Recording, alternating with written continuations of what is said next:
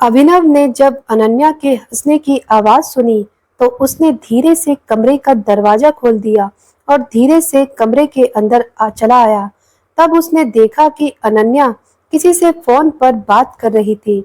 अनन्या ने कहा, नहीं, मैं पूरी कोशिश कर रही हूँ कि वह मेरे बर्थडे पर इस चीज का अनाउंसमेंट कर देंगे। हाँ हाँ, अरे मैं बता तो रही हूँ कि कॉन्ट्रैक्ट फाइनल हो गया है और सच में मैंने जो इसे फाइनल करवाने में एफर्ट्स डाले थे, दादाजी ने उसे एक्नॉलेज किया है। इतना कहते ही अनन्या और जोर से हंसने लगी थी। इधर अभिनव को और ज्यादा भूख लगने लगी थी। वह जल्दबाजी में अलायना के घर से उठकर तो आ गया था, लेकिन अब उसे इस बात का पछतावा हो रहा था कि उसने वहां कुछ खाया क्यों नहीं। लेकिन अब कुछ नहीं हो सकता था। वह धीरे से अनन्या के बिस्तर की दूसरी तरफ आकर बैठा और कंबल ओढ़कर लेट गया। तब तक अनन्या की नजर अभिनव पर पड़ चुकी थी। उसने फोन पर कहा, चल चाहत, मैं तुझसे ना बाद में बात करती हूँ, अभिनव आ गया है। और इतना कहते ही वह अभिनव की तरफ पलट गई। जैसे ही उसकी नजर अभिनव से मिली तो उसकी आंखों की चमक गुस्से में बदल गई और उसने कहा, तुम्हारी हिम्मत कैसे हुई मेरे पलंग पर आकर लेटने की? अगर कोई और दिन होता तो शायद अभिनव इस बात का कुछ और जवाब देता, लेकिन आज उसने कहा, प्लीज, मैं आज इस मामले पर कोई बहस नहीं करना चाहता हूँ। मुझे बहुत भूख लगी है। मैं इधर कोने में चुपचाप सो जाऊंगा। प्रॉमिस करता हूँ मैं तुम्हें टच भी नहीं करूंगा, ठीक है? अभिनव की चिढ़ उसकी आंखों में साफ नजर आ रही थी। अनन्या ने उसे एक सेकंड के लिए देखा और बोली, तुम भूखे हो लेकिन क्यों? घर आने से पहले तुम कुछ खाकर नहीं आए थे? अभिनव ने ना में सर हिला दिया।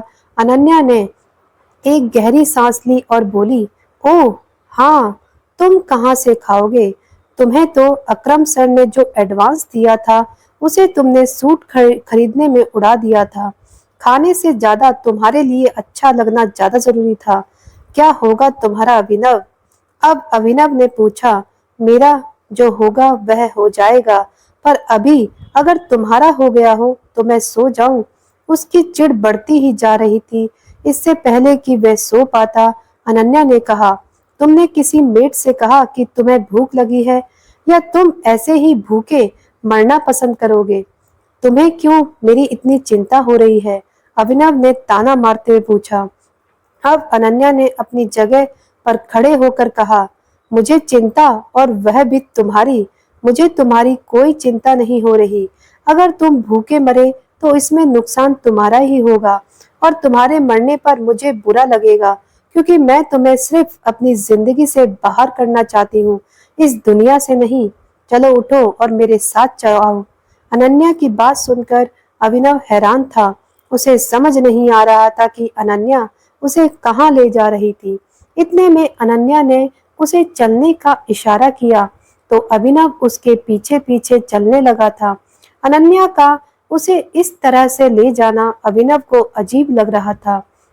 अनन्या मेड के कमरे के पास आकर खड़ी हो गई थी। उसने जैसे ही दरवाजा खटखटाया तो तुरंत ही तीन मेड कमरे से बाहर निकलकर उसके सामने आकर खड़ी हो गई थी। अभिनव ने देखा कि अनन्या उन तीनों से कुछ बात कर रही थी। अभिनव हैरान था। वह मेड के कमरे का दरवाजा खटखटाकर थक गया था, लेकिन कोई उठने का नाम ही नहीं ले रही थी। पर अनन्या के एक बार बुलाने पर ही सब उसके सामने आकर खड़ी हो गई थी। अनन्या के फरमान जारी करते हुए कहा, 15 मिनट।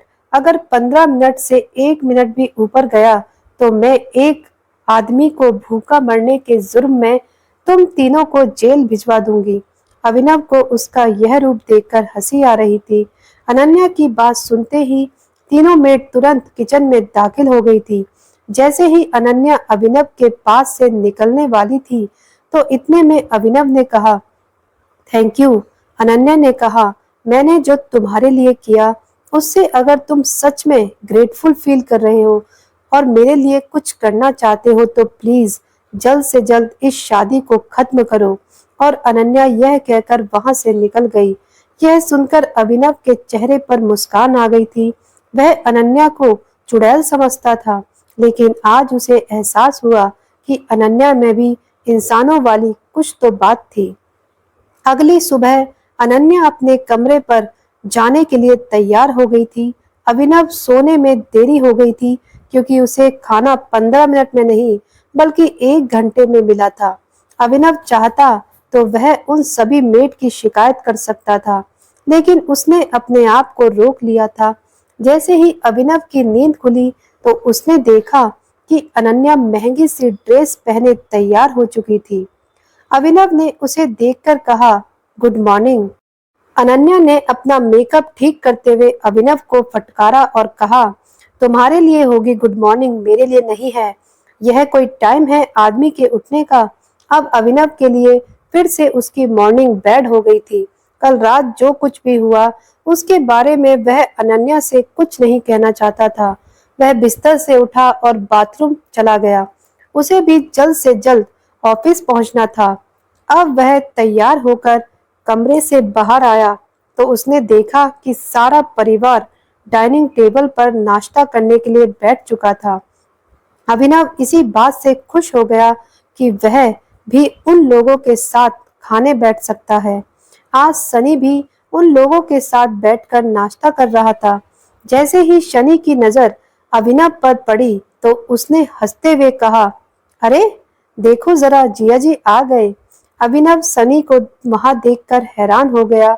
उसने अपने आप को संभाला और डाइनिंग टेबल के पास आकर बोला, गुड मॉर्निंग एवरीवन।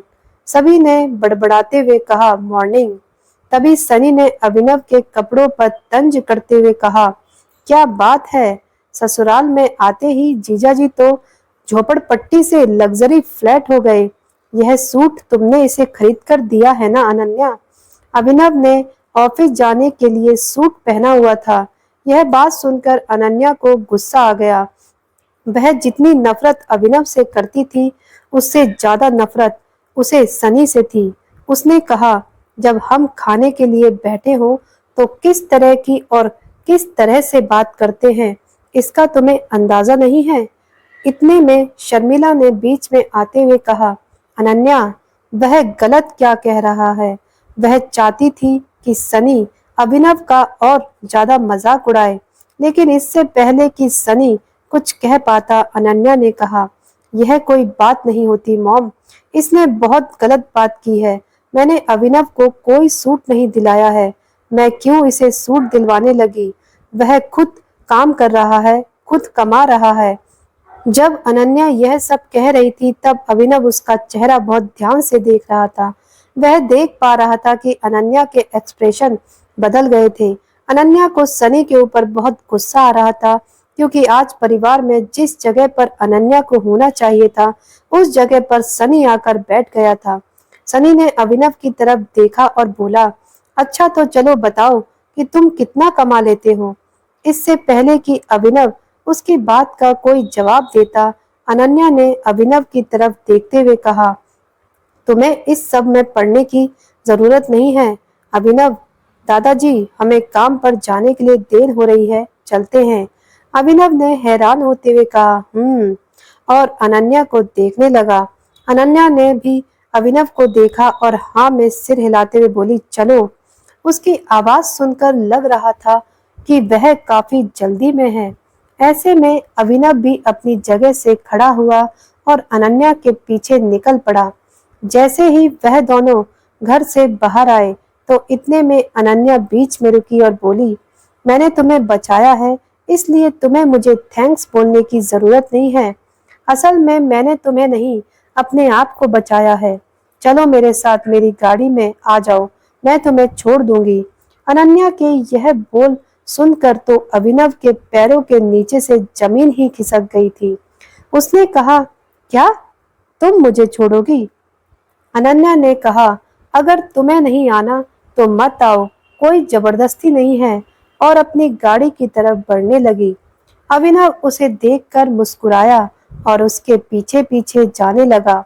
उसने अनन्या से कहा, लेकिन अगर तुम मुझे ऑफिस तक छोड़ने जाओगी तो तुम्हें मुझे शाम को लेने भी आना पड़ेगा। यह सुनते ही अनन्या ने एक पल के लिए अभिनव को देखा और बोली, ठीक है। यह सुनते ही अभिनव अनन्या की गाड़ी में बैठ गया और दोनों ऑफिस जाने के लिए रवाना हो गए। रोज के मुकाबले आज अभिनव भले ही जल्दी ऑफिस आ गया था, लेकिन उसकी पीठ पीछे उसके बारे में जो बातें होती थी, वह आज भी थमने का नाम नहीं ले रही थी।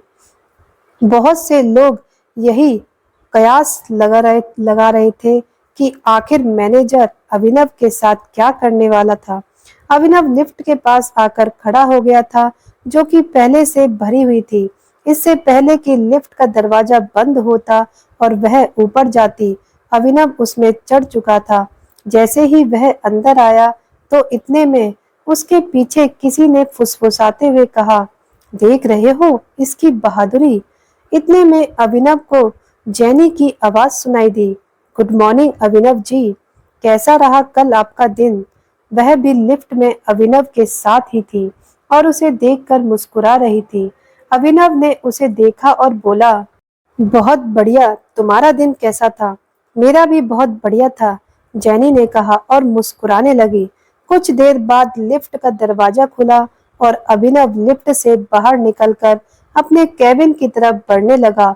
इससे पहले कि वह अपनी कुर्सी पर जाकर बैठ पाता, उसका फोन बजने लगा था। उसे समझ नहीं आ रहा था कि इतनी सुबह सुबह उसे कौन फोन कर रहा था।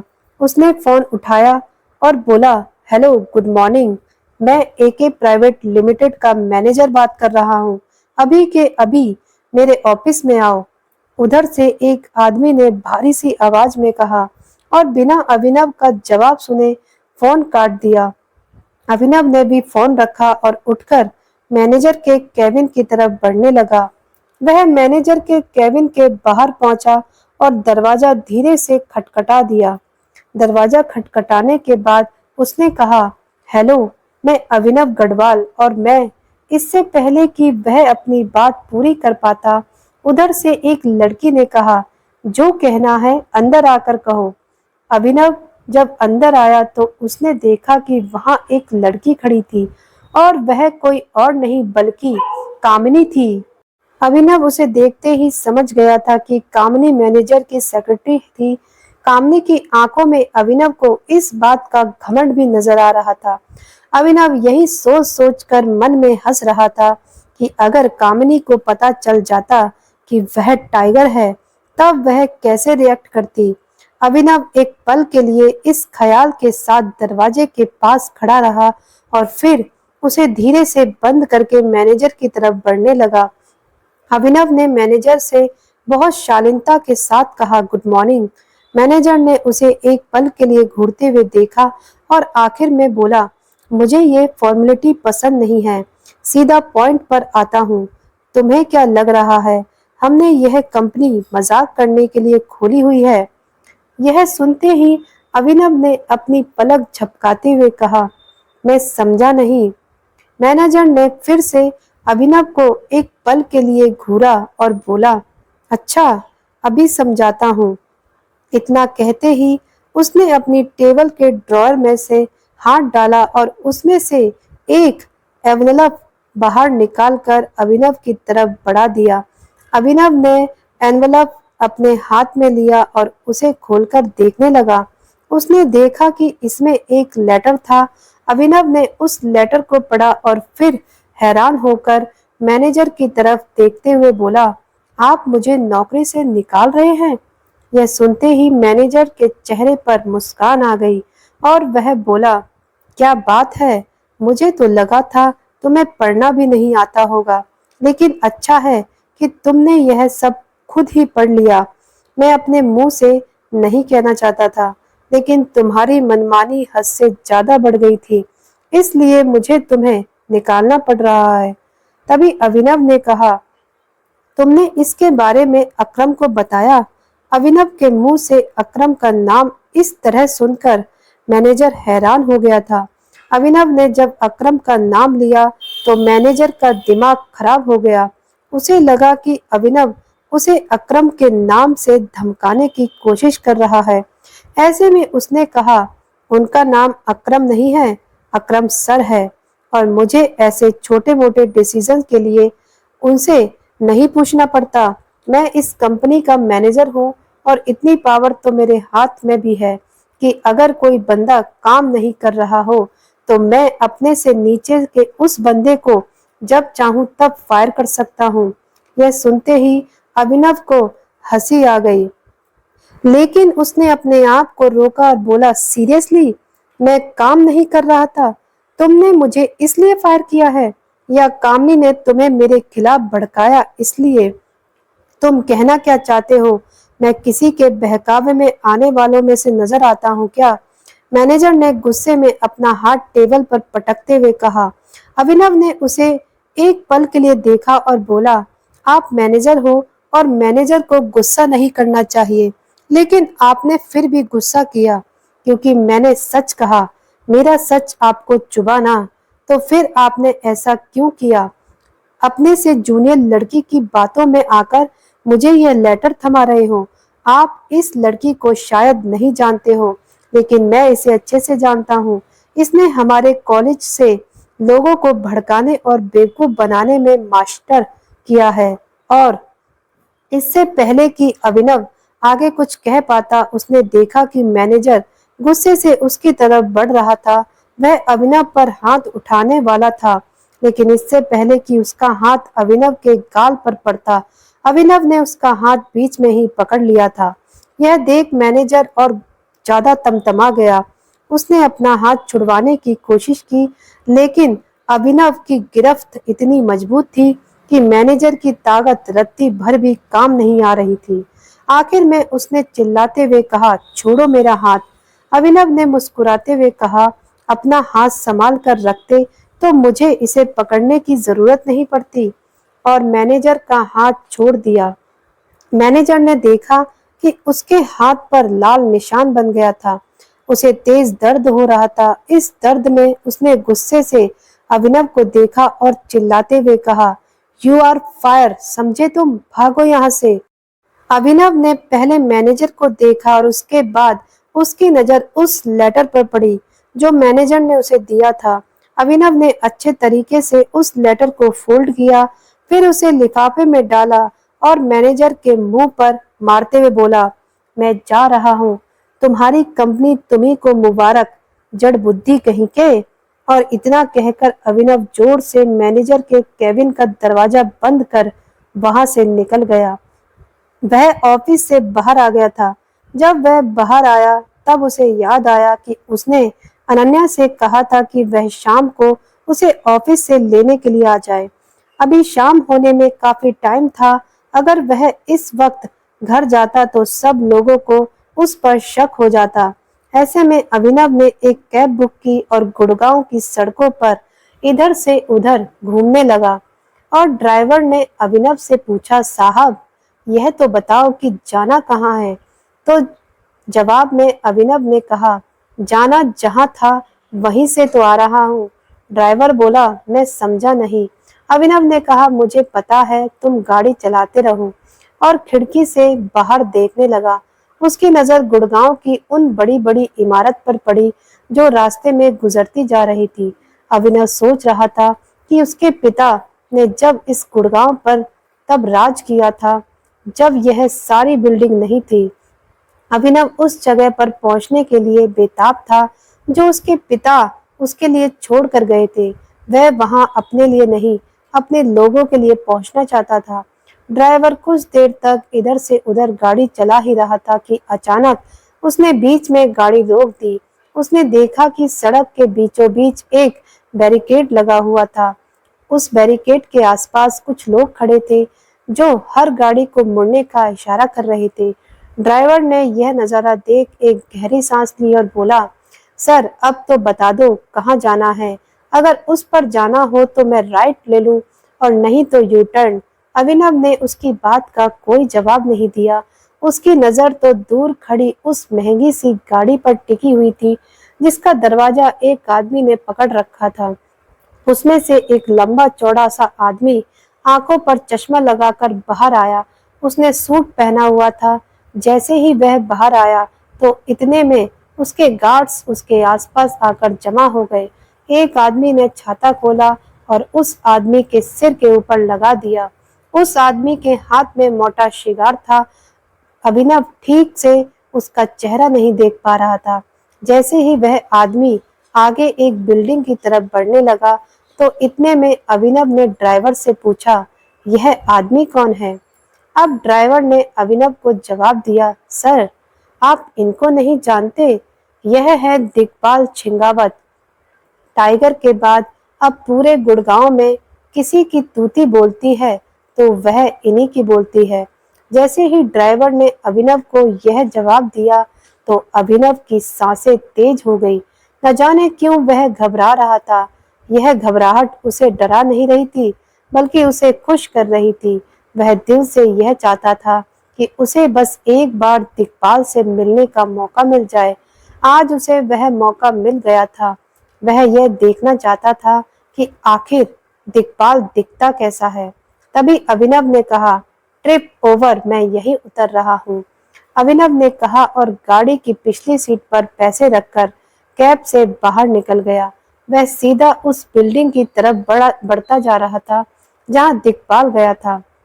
इस बीच अभिनव के दिमाग में कई सारे बातें चल रही थी।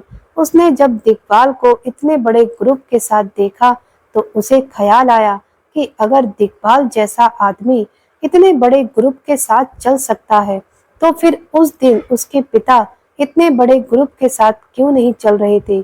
अगर उनके पास भी इतना बड़ा ग्रुप होता तो शायद आज वह अभिनव के साथ होते। अभिनव उस बिल्डिंग के अंदर दाखिल होने ही वाला था कि तभी उसे पीछे से एक आदमी की आवाज आई, ओए!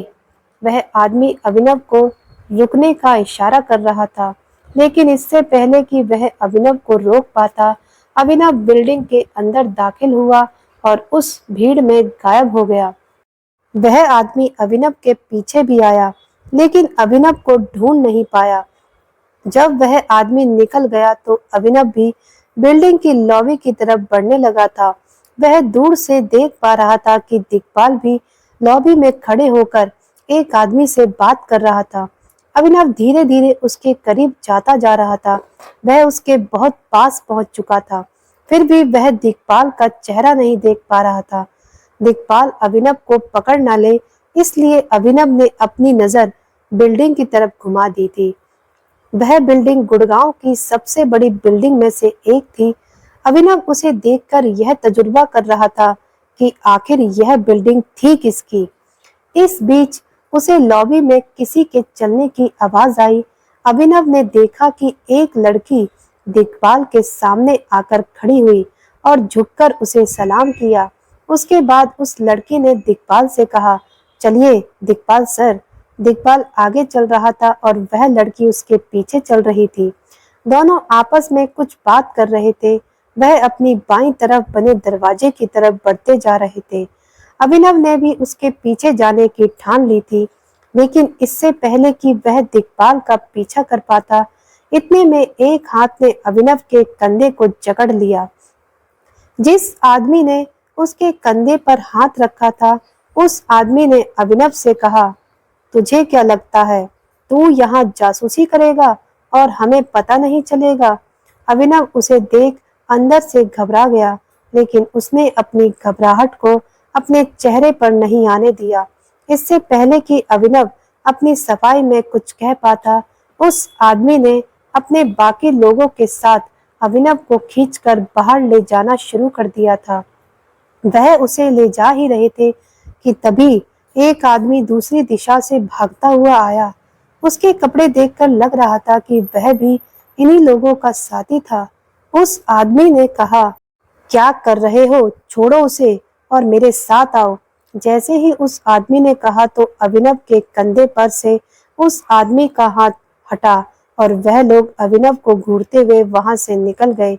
एक सेकंड के लिए तो अभिनव को लगा था कि आज वह जिंदा वापस घर नहीं जा पाएगा। जैसे ही वह अकेला हुआ कि इतने में उसका फोन बज उठा। उसने देखा कि अकरम का फोन था। अभिनव ने फोन उठाया तो उधर से अकरम ने कहा, अभिनव तुम कहाँ हो? अकरम की आवाज में इमरजेंसी साफ सुनाई दे रही थी। अभिनव ने अपने आप को संभाला और बोला, मैं अभी मरने ही वाला था। मैं इस वक्त क्लेरोन नाम के एक होटल में खड़ा हूँ। अभिनव ने शीशे से बाहर लगे बोर्ड की तरफ देखते हुए कहा।